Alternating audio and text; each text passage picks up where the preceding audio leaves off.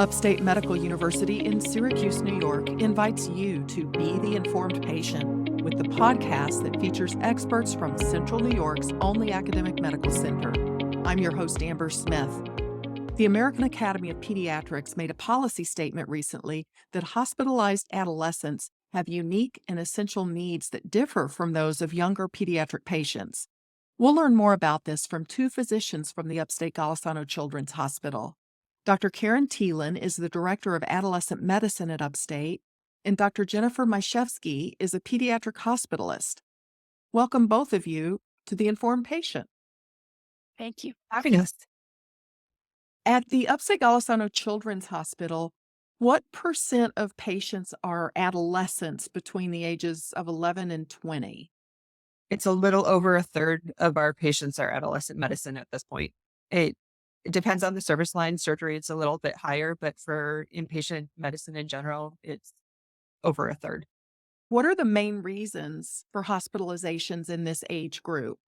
By far, it is mental health. It is suicidal ideation. It is aggression. It is just struggling with home life and stressors at school. Eating disorders are part of that, but it is hugely outnumbering any other diagnosis that they would come to the hospital with. And how long do adolescents typically stay in the hospital? Depends on the diagnosis. If it's for like a classically medical diagnosis, they've had surgery, they had infection, something like that, the average length of stay is between 2 and 3 days. If it's for a mental health reason, it could be for much longer than that. Can you compare what a hospital stay is like for an adolescent compared with a younger child or toddler? A lot of it is going to depend on the reasons that they're here. All patients are encouraged to have their social support there, to personalize the room, to bring in things from home that are going to make them most comfortable. With adolescents, a lot of times that's their friends, their social network. Sometimes it's their siblings. Because of the pandemic and because of the visitor restrictions that we've had to place in the hospital, a lot of times the very people that they're closest with aren't allowed to visit in person. So we do encourage them to, use their phones, use their tablets to communicate. The caveat is if they're there for a mental health reason, sometimes those are the very things that could trigger them. And so we don't allow access unless it's supervised and under specific conditions to outside communication, to the internet, because we don't want them to be triggered by outside influences. We want them to be able to focus on what it's going to take for them to get better.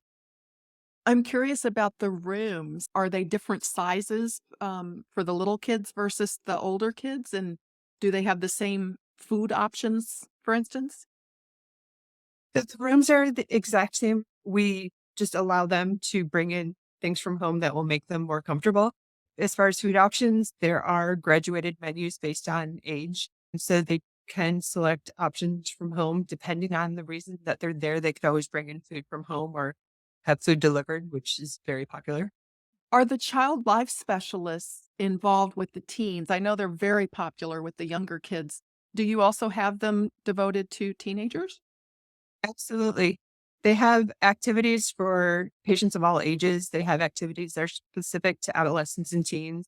On the hematology oncology floor, there's a child life room where the activities are mostly designed around adolescent patients, depending on the reason that they're admitted to the hospital. Kind of right now with the pandemic and with isolation precautions, access to those rooms are a little bit challenging, but we do kind of encourage them to participate in all kinds of different child life activities. So it sounds like there are features in the children's hospital that were designed specifically with hospitalized teenagers or adolescents in mind. Absolutely. Dr. Teelin, I wonder if you can speak a little bit about the stresses of hospitalized teens and how that might differ from the stresses of hospitalized children or hospitalized adults. Do they have unique stressors? Being hospitalized can be so stressful regardless of the age of the child or the adolescent or the adult.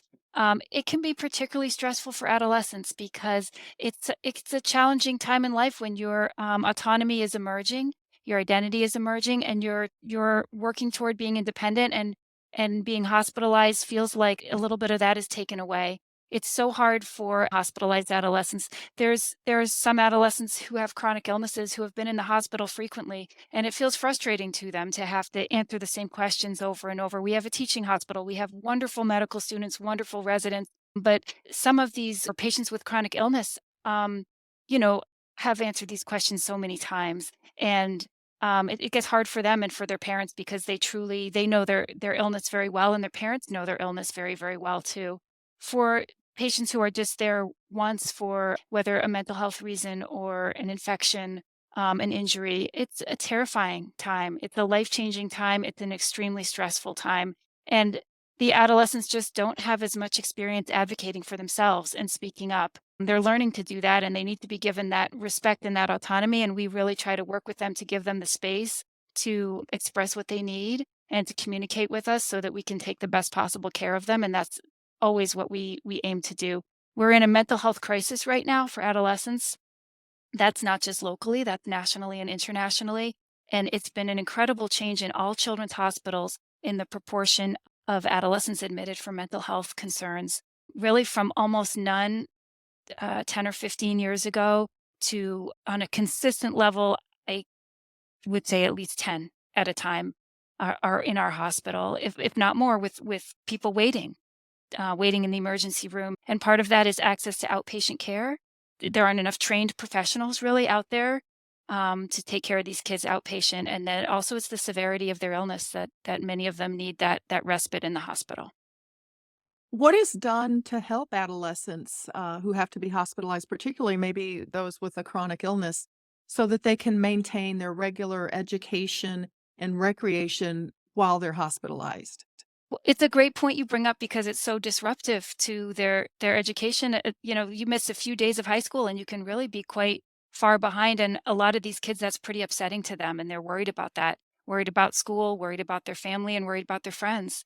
So we're lucky we have a full-time educator in the hospital. Our children's hospital was, designed to meet the needs of children, and we have each patient has their own room. The rooms are fairly large. We have the child life specialists. We have a teenage sort of a game room. We have the family resource center, and we have child life, and we have the educator. So we certainly do everything we can to help them maintain some sense of normality and not to have them, fall behind. Their health comes first, but education's extremely important, of course, and we want to do everything we can to support that.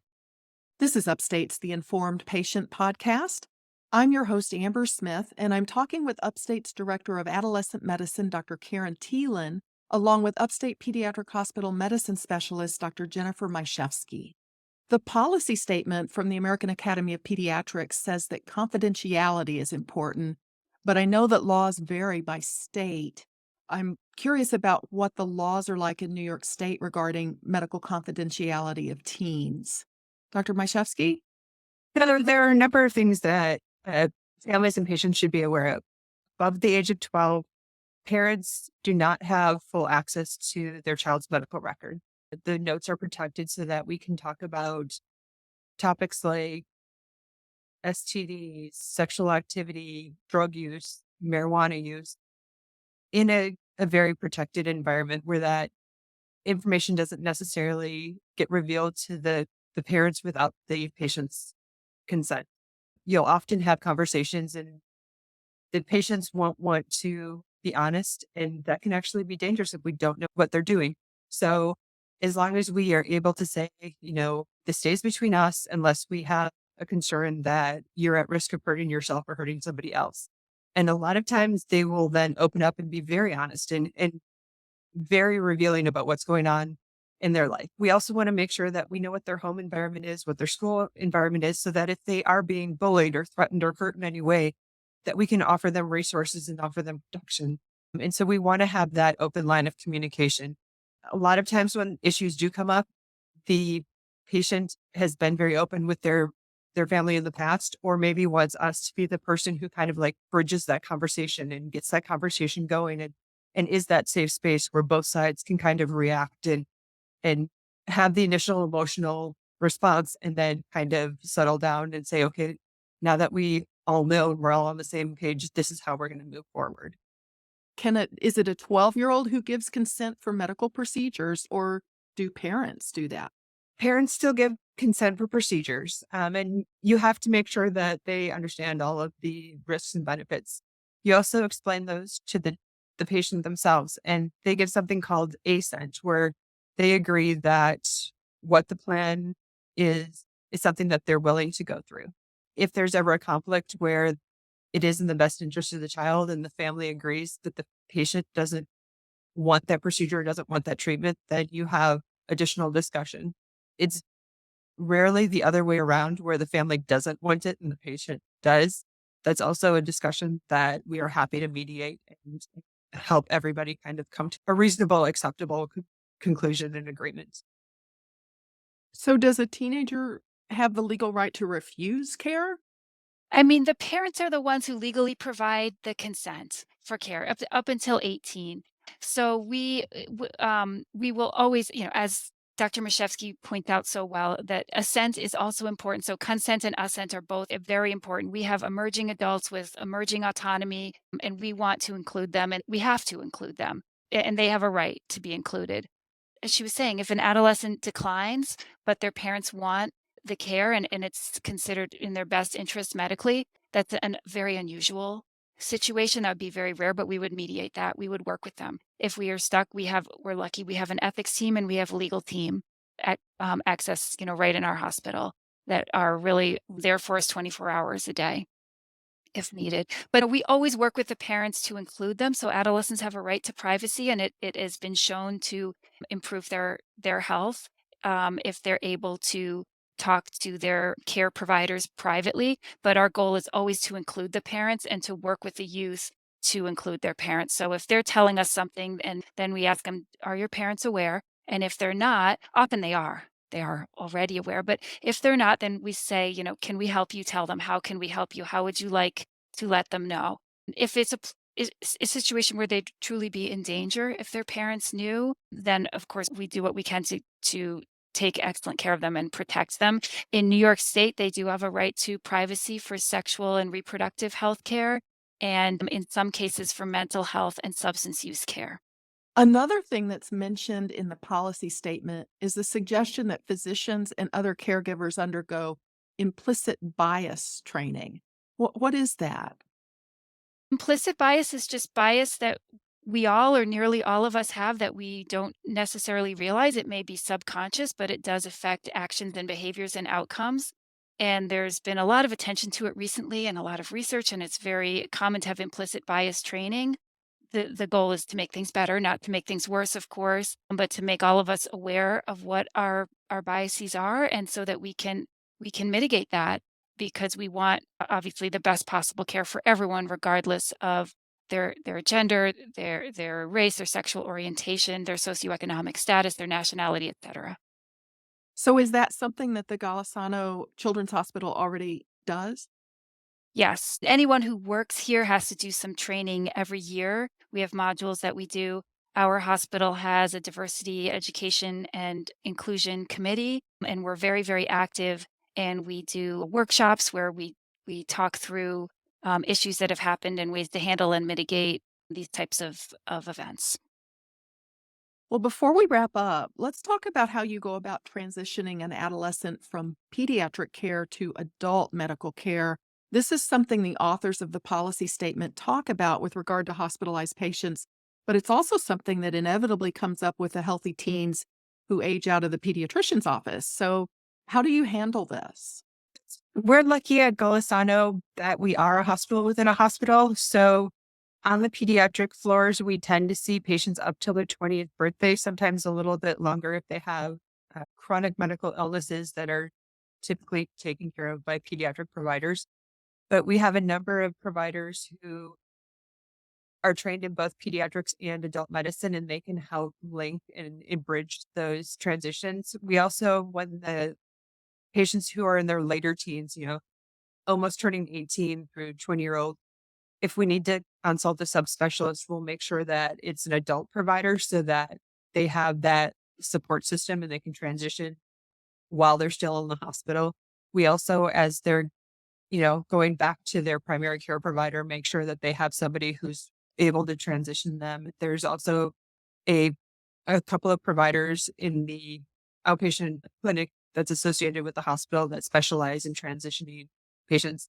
Dr. Teelin, being in adolescent medicine, is one of those specialists.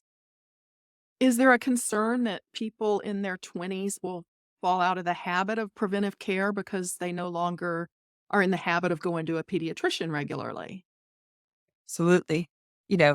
Being guilty of it myself, we tend to think that college-aged patients or in their late 20s use urgent care in the emergency room as their primary care provider. And so there's a lot of education and support about the need for preventative care, for keeping up on just, the annual health physicals, the vaccines, the blood work, if there's anything that runs in your family, making sure that you're being screened for that and followed for that as well. So I think it starts with the pediatrician and it continues in the hospital and it continues through adolescent medicine and family practice and internal medicine, just trying to keep that continuum in their minds and in keeping their health literacy also in their minds. Well, Dr. Teelin, Dr. Myszewski, I really appreciate you making time for this interview. Thank you so much. Thank you. My guests from the Upstate Golisano Children's Hospital have been Dr. Karen Teelin, the Director of Adolescent Medicine at Upstate, and Dr. Jennifer Myszewski, a pediatric hospital medicine specialist who also directs the new Pediatric Hospital Medicine Fellowship Program.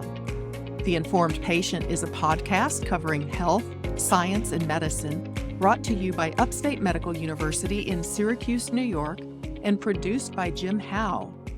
Find our archive of previous episodes at upstate.edu/informed. This is your host, Amber Smith, thanking you for listening.